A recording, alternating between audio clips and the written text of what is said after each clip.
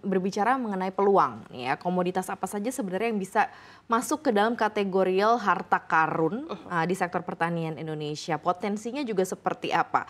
Dari beberapa mungkin produk-produk food atau produk-produk tanaman yang sudah common kita ketahui gitu ya. Apa sih sebenarnya yang masih kita bisa gali lagi nih potensinya yang ada di Indonesia? Kalau yang saat ini sudah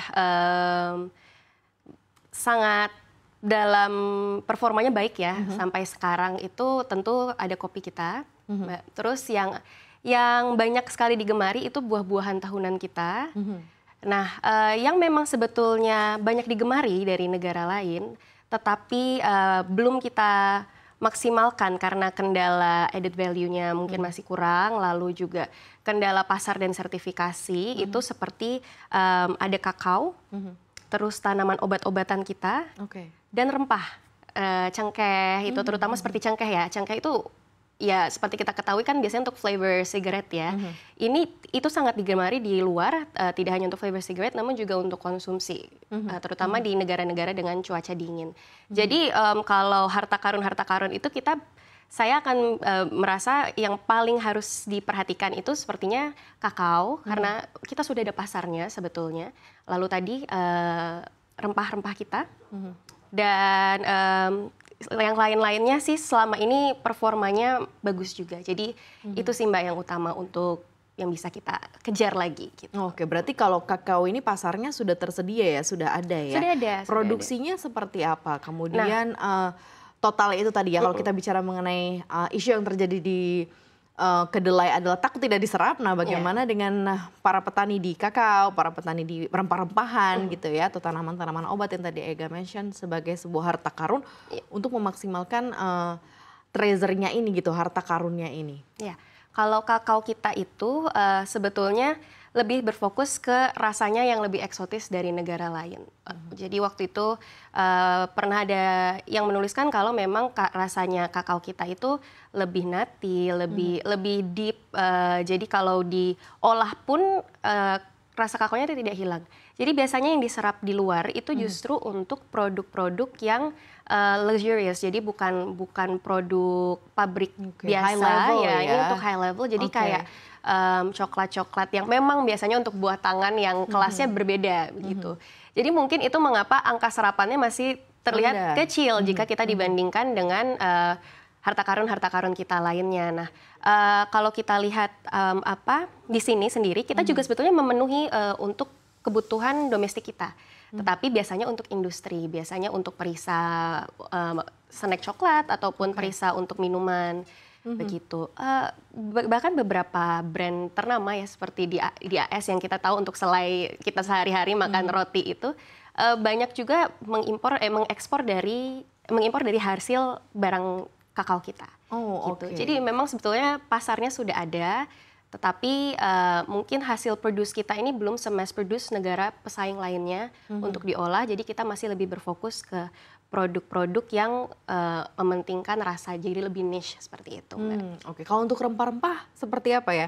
Ini kayak lucu ya, karena mengingat bahwa penjajah capek-capek datang ke Indonesia mengejar rempah-rempah gitu ya. Nah, betul. Rempah-rempah kita harusnya bisa mendunia gitu, karena kan memang dulu itu yang diperebutkan dari tanah air ini. Itu seperti apa Ega?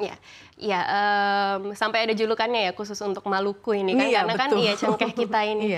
Nah, jadi kalau sejauh ini pasarnya selalu ada, tetapi kembali lagi biasanya yang jadi permasalahan utama itu sertifikasi Mbak, kalau kita mau kirim keluar.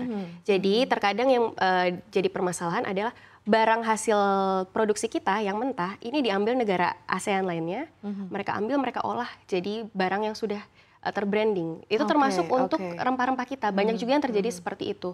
Jadi banyak ke Netherlands, lalu masih banyak juga ke pasar-pasar di Eropa, itu ada barang hasil kita, tetapi brandingannya itu berasal dari negara lain seperti Thailand, Vietnam. Karena nilai ekspor kita ke negara-negara ASEAN lain itu cukup tinggi. Jadi kalau kami lihat kayaknya sepertinya memang sama mereka diolah kembali di sana untuk di-branding, dikirim ke luar. Bukan berarti kita tidak ada yang seperti itu, kita ada, tapi banyaknya kita mengekspor yang dalam bentuk mentah itu juga masih ada jadi permasalahan. Begitu sih Mbak kurang lebih. Berarti harusnya ada pemantauan hilirisasi juga ya terhadap produk-produk hasil pertanian Indonesia ya. Jadi hasilnya itu adalah produk jadi, bukan lagi barang mentah yang harus ada pengolahannya. Pengolahannya di dalam negeri ini menjadikan ini sebagai barang jadi sendiri seperti apa ya? Kalau di dalam negeri, kembali lagi tadi biasanya ini dipakai untuk industri sigaret ya, untuk industri tembakau, untuk menambahkan flavor. Itu biasanya untuk yang... Jadi barang jadinya ke sana gitu banyak ya? Banyak ke arah sana. Jadi kalau kita lihat mungkin di supermarket di luar, mereka justru prefer untuk bumbu-bumbu dapur itu sudah dalam bentuk tube ataupun bahkan bubuk yang mereka tinggal shake gitu kan. Nah, di situ kita mungkin bagus untuk kita bisa berfokus ke sana untuk rempah-rempah kita, karena tidak hanya itu loh Mbak, ternyata kita juga thyme yang untuk biasanya masak steak, lalu rosemary, kita pun juga produce sebenarnya. Jadi bumbu-bumbu dapur kita tuh banyak yang kalau kita ketahui rasa dari bumbu dapur kita tuh lebih tajam ya dibandingkan negara lain karena kualitas tanah kita dan cara tanam kita juga. Nah, dengan kita bisa mengemas mereka, kita mengolah lagi, pasti pasarnya akan semakin luas dan lebih baik lagi kalau kita yang memproduksi. Jadi kita yang mengolah, jadi bukan negara lain yang mengolah hasil produksi kita. Betul, jadi kita tinggal jual barang yang jadinya gitu ya. Karena kita punya bibit unggul sebenarnya terkait mengenai produk-produk unggulan seperti cengkeh, coklat, lada hitam, lada putih. Lada hitam, lada putih juga ya termasuk di dalamnya. Itu tinggi, selalu dicari Mbak, lada hitam, lada putih kita. Lebih pedas katanya kalau kita punya ya. Lebih tajam mungkin. Ya.